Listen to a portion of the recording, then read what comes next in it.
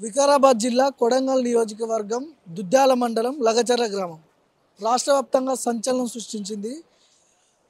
600 ఎకరాల ప్రభుత్వ భూమి ఉంది. మిగతా 775 ఎకరాల ఫార్మా కంపెనీ కోసం రైతుల దగ్గర నుంచి సేకరించాలంటూ కూడా కాంగ్రెస్ పార్టీ ప్రభుత్వం నిర్ణయించింది. సో ఈ నేపథ్యంలో ప్రభుత్వ అధికారులపై లగచర్లలో దాడి చేయడం జరిగింది. బీఆర్ఎస్ పార్టీయే ఉసిగొల్పి దాడి చేయించారని కాంగ్రెస్ వర్షన్. సో చాలామంది చాలా రకాలుగా చర్చలు తీసుకొస్తున్నారు. దీని మీద కేటీఆర్ అరెస్ట్కి రంగం సిద్ధమైందంటూ కూడా పెద్ద ఎత్తున వార్తా కథనాలు వస్తున్నాయి. సో ఈరోజో రేపో ఎల్లుండో కేటీఆర్ అరెస్ట్ అవుతాడంటూ కూడా పెద్ద ఎత్తున ఒక చర్చ అయితే వస్తుంది. BRS party working president Telangana భవన్లో కొద్దిసేపటి క్రితమే రావడం జరిగింది. చిట్చాట్ నిర్వహించే అవకాశాలు ఉన్నాయి. అరెస్టుపై పెద్ద ఎత్తున ఉత్కంఠ నెలకొంది. ఈరోజో రేపు అరెస్ట్ చేశారంటూ కూడా కాంగ్రెస్ నాయకులు కూడా మాట్లాడుతున్నారు. తెలంగాణ భవన్లో కార్యకర్తలు కావచ్చు, కేటీఆర్ అభిమానులు కావచ్చు, మాజీ మంత్రులందరూ కూడా భవన్కి రావడం జరిగింది. ఒకసారి మాట్లాడదాం. కార్యకర్తలు కావచ్చు, మాజీ మంత్రులు, ఎమ్మెల్యేలు సైతం భవన్కి రావడం జరిగింది. లగచర్ల ఇష్యూపై బీఆర్ఎస్ పార్టీ నాయకులు ఏం చెప్తున్నారు? పల్లె రవికుమార్ గౌడ్ ఉన్నారు. రవణ, నిన్న జరిగిన ఇష్యూ ఎట్లా చూస్తారు? ఏ1గా దీంట్లో ముద్దాయిగా కేటీఆర్ని చేర్చాలంటూ ఇంత కొద్దిసేపటి క్రితమే పిసిసి అధ్యక్షుడు మహేష్ కుమార్ గౌడ్ మాట్లాడుతున్నారు. ఏం చెప్తారు దీన్ని? మహేష్ కుమార్ గౌడ్ గారు కానీ, పిసిసి అధ్యక్షుడు మహేష్ కుమార్ గౌడ్ గారు కానీ, ముఖ్యమంత్రి రేవంత్ రెడ్డి గారు కానీ, ముందు ఫస్ట్ మీరు ఎన్నికల్లో ప్రజలకు ఇచ్చినటువంటి 420 హామీలని అమలు చేయటం మీద దృష్టి పెట్టండి. అంతేకాని అవి అమలు చేయలేక ప్రజలని మోసం చేసింది, ద్రోహం చేసింది, వంచింది, వీళ్ళ ప్రజలు గ్రహించిందన్న విషయాన్ని మీరు అర్థం చేసుకొని డైవర్షన్ పాలిటిక్స్లో భాగంగా డైవర్ట్ చేసేటటువంటి దిక్కుమాల వ్యవహారాలు చేయొద్దు. ఇవాళ కొడంగల్లో ముఖ్యమంత్రి గారి సొంత నియోజకవర్గంలో కొడంగల్లో జరుగుతున్నది ఏంటి? అక్కడ రైతులు మా భూములు గుంజుకోవద్దు అని చెప్పి నెలల తరబడిగా దాదాపు 4-5 నెలలుగా కలిసినటువంటి వాళ్ళకల్లా వినతి పత్రాలు ఇచ్చిండ్రు, ధర్నాలు చేసిండ్రు, రాస్తారోకోలు చేసిండ్రు, పాదయాత్రలు చేసిండ్రు. ఆఖరికి ఇక గత్యంతరం లేక దౌర్జన్యంగా ప్రజాభిప్రాయ సేకరణ పేరు మీద ఒక ఫార్స్గా చేసేటటువంటిది గ్రహించి అర్థం చేసుకున్నటువంటి అక్కడి ప్రజలు, బాధితులు ధర్మాగ్రహాన్ని ప్రదర్శించారు. భూమి పోతున్నప్పుడు వాళ్ళ కడుపు మండి వచ్చినటువంటి దాన్ని నిరసనగా ఒక ధర్మాగ్రహాన్ని ప్రదర్శించారు. అధికారులపై దాడి చేసిన వ్యక్తులలో చాలా మందికి భూములే లేవని చెప్తున్నారు కొంతమంది కాంగ్రెస్ నాయకులు. ఇప్పుడు ఇటువంటి దిక్కుమాలిన వాదనలే ఇప్పుడు కూడా కాదు, తెలంగాణ ఉద్యమంలో కూడా కాంగ్రెస్ మేధావులు, కాంగ్రెస్ నాయకులు చాలామంది ఆ తోకలు ఈకలు బీకడము మాట్లాడినరు. ఇవాళ గ్రహించాల్సింది ఏంటంటే చాలామందికి ఒక తండ్రికి ఓ 2 కొడుకులు 3 కొడుకులు ఉంటారు. వాళ్ళకుండే భూమి అనేది తండ్రి పేరు మీద ఉంటుంది, కానీ వ్యవసాయం కొడుకులు చేసుకుంటుంటారు పంచుకొని. అంత మాత్రాన వాళ్ళ పేరు మీద లేదు కాబట్టి వాళ్ళు రైతులు కాదు, వాళ్ళకు భూమితో సంబంధం లేదన్నటువంటి వాదననే అర్ధరహితమైనటువంటిది, వాళ్ళ బాధ్యత రహితమైనటువంటిది. నరేందర్ రెడ్డిని ఏ1గా చేర్చారు. ఆయన దాదాపు 84 సార్లు కాల్ మాట్లాడినట్టుగా పోలీసు అధికారులు చెప్తున్నారు. ఏ1గా చేర్చారు ఆయన్ని. ఎట్లా చూడొచ్చు? అసలు రిమాండ్ కూడా పంపించారు.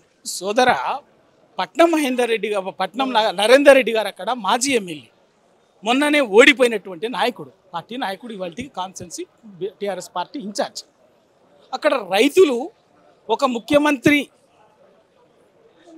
తన స్వార్థం కోసం ఒక భూములు గుంజుకుంటుంటే అక్కడ రైతులు ఆయన దగ్గరికి వచ్చినటువంటి బాధితులు ఆయన దగ్గరికి వచ్చినప్పుడు అక్కడి మాజీ శాసనసభ్యుడిగా, ఆ పార్టీ నాయకుడిగా అక్కడ తప్పనిసరిగా బరాబరిగా బాధితుల పక్షాన్ని నిలబడతాడు, కొట్లాడతాడు. 84 సార్లు కాదు, 100 సార్లు కూడా మాట్లాడతారు. పార్టీ కార్యకర్తలతో మాట్లాడతారు, ప్రజలతో మాట్లాడతారు. ఏదైనా సమస్య వచ్చినప్పుడు ఎవరి దగ్గరికైనా మాట్లాడతారు, ఎవరి ఫోన్లు చేస్తారు, మాట్లాడతారు. అదే లెక్క కాదు. విషయం ఏంటంటే ఇవాళ మీరు ఒప్పుకోవాల్సింది, గ్రహించాల్సింది, మాట్లాడాల్సింది, ఇవాళ అక్కడ బాధితులు ఏ విషయం అయితే లేవనెత్తుతున్నారో మా భూములు గుంజుకోవద్దు అన్నది, వాళ్ళు భూములు ఇవ్వడానికి సిద్ధంగా లేరు. మాకు నెత్తిన నోరు పెట్టి మొత్తుకుంటున్నారు. ముఖ్యంగా లంబాడీలు ఎక్కువ మంది, వాళ్ళందరూ మొరపెట్టుకుంటున్నారు. దాన్ని గ్రహించండి, అర్థం చేసుకోండి. అర్థం చేసుకున్న సమస్యను ఎందుకు పరిష్కరించలే? ప్రజాపాలన అన్నారు కదా, ప్రజల ఆకాంక్షలకు అనుగుణంగా పరిపాలన చేస్తామన్నారు కదా. ఎప్పుడైనా, ఏ రాత్రైనా, ఏ పగలైనా మా దగ్గరికి తలుపులు, దర్వాజాలు బార్లు తీస్తున్నాయని చెప్పారు కదా. సెక్రటరీ బార్ల తీస్తున్నది, మొత్తం తండోపతండోపాలుగా వస్తున్నారు కదా. మరి స్వయంగా ముఖ్యమంత్రి నియోజకవర్గానికి సంబంధించినటువంటి రైతులే 6 నెలలుగా ఆందోళన చేస్తుంటే కనీసం పిలిపించి మాట్లాడాలనేటువంటి విజ్ఞత ముఖ్యమంత్రి గారు కానీ మీ మంత్రులకు కానీ ఎందుకు లేదు? అది ఎందుకు పరిష్కరించాలి? లగచర్ల ప్రజలను రైతులను బీఆర్ఎస్ పార్టీ రెచ్చగొట్టింది.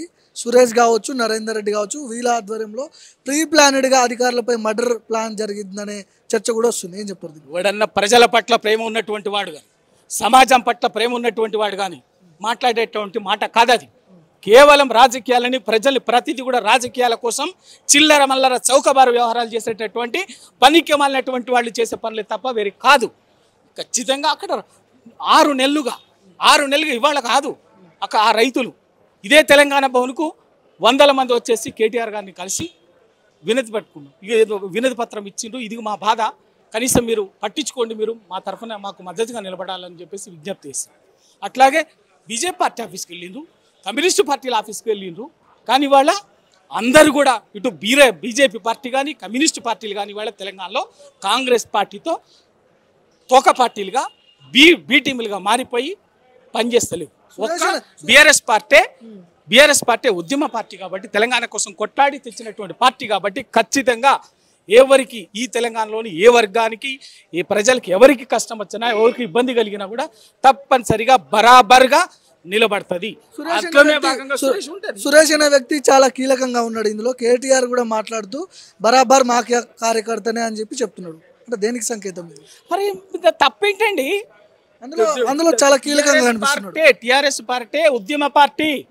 మీరు ఆ రోజు తెలంగాణ వ్యతిరేకులకు, తెలంగాణకు అడ్డం పట్టేటువంటి వాళ్ళకు సంచులు మోస్తున్నప్పుడు, తొత్తులుగా పనిచేస్తున్నప్పుడు తెలంగాణ ప్రజల పక్షాన నిలబడినటువంటి పార్టీ ఉద్యమ పార్టీ, తెలంగాణ ఆకాంక్షల కోసము, తెలంగాణ రాష్ట్రం కోసం కొట్లాడినటువంటి పార్టీ టిఆర్ఎస్ పార్టీ. నాయకుడు కేసీఆర్ గారు, కేటీఆర్ గారు అందరం. కాబట్టి అట్లనే సురేష్ కూడా టిఆర్ఎస్ పార్టీ నాయకుడు, కార్యకర్త.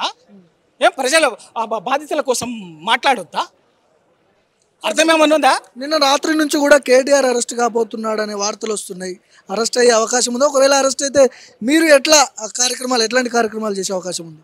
టీఆర్ఎస్ పార్టీ కానీ, కేసీఆర్ గారు కానీ, కేటీఆర్ గారు కానీ, టీఆర్ఎస్ పార్టీ ప్రతి నాయకుడికి ఎవరికైనా కూడా అరెస్టులు, కేసులు కొత్త కాదు. అరెస్టులకు, కేసులకు భయపడేది లేదు. వాటన్నిటినీ ఎదుర్కొని ఎదిగి వచ్చినటువంటి నాయకత్వము, నిటారుగా నిలబడినటువంటి నాయకత్వము. ఇటువంటి కుట్రలు, కుతంత్రాలని అన్నిటినీ కూడా ఇవాళ కొత్త ఏం కాదు. అన్నిటినీ చూసినటువంటి వాళ్ళం, ఛేదించినటువంటి వాళ్ళం, ఎదిరించినటువంటి వాళ్ళం, వాటన్నిటిని తట్టుకొని నిలబడినటువంటిది. కేసీఆర్ గారిని పెట్టండి, ఎవరు అన్నారు కదా, ఇది అసలు కుట్ర. ఇది అసలు కుట్ర ఏంది? కేసీఆర్ గారిని, కేటీఆర్ గారిని ఏం చేయటానికి కూడా గడిచిన 6 నెలలుగా ఆ పేరు మీద, ఈ పేరు మీద ఏదో ఒక రకంగా కక్షపూరితంగా కేసీఆర్ గారు, కేటీఆర్ని జైల్లో పెట్టాలి, అక్రమ కేసు బనాయించాలని చూసినాం కదా. ఒక్కటి 2 సందర్భాలుగా నిరంతరం రోజు చూస్తూనే ఉన్నాం. పట్నం నరేందర్ రెడ్డి రిమాండ్ రిపోర్ట్లో కేటీఆర్ పేరు మెన్షన్ చేయడం జరిగింది. ఎందుకు చేయాల్సి వచ్చింది? తెలంగాణలో ఇవాళ రిమాండ్ రిపోర్ట్లు ఎట్లా వస్తాయో తెలుసు, ఎఫ్ఐఆర్లు ఎట్లా వస్తాయో తెలుసు. తెలంగాణలో ఒక వ్యక్తి మీద దోషిగా చేర్చాలని, నిందితుడిగా చేర్చాలనుకుంటే వాళ్ళని ఏ విధంగా చేస్తుండో తెలంగాణలో కాదు. తెలంగాణ ఇవన్నిటిని చూసిందండి. వాళ్ళ కేటీఆర్ గారిని మొన్ననే స్వయాన కేటీఆర్ గారి బహుమర్ది గృహప్రవేశం కార్యక్రమంలోనే ఫ్యామిలీ పార్టీనే మీరు ఎంత డ్రామా చేసి ఆ రోజు కేసు పెట్టాలనుకుని చిల్లరగా వ్యవహరించదో తెలంగాణ సమాజమే కాదు, మొత్తం సమాజం చూసింది. అక్కడ బొక్కబోర్ల పడ్డారు. అట్లాగే ఇంకో సందర్భంలో ఇవాళ ఈ సందర్భం దీన్ని తీసుకొని ఇవాళ ఏ విధంగానైనా కూడా కేటీఆర్ గారిని జైల్లో పెట్టాలనేటువంటి ఒక కక్షపూరితమైనటువంటి, దుర్మార్గమైనటువంటి, కిరాతకమైనటువంటి ఆలోచనతో ఇవాళ మీరు ఎఫ్ఐఆర్లో పేరు చేర్చి, రిమైండ్లో పేరు చేర్చి ఏదో తీసుకురావాలని చేస్తుంది. దానికి భయపడేదేం లేదు. బరాబర్ అన్నిటినీ ఫేస్ చేస్తాం.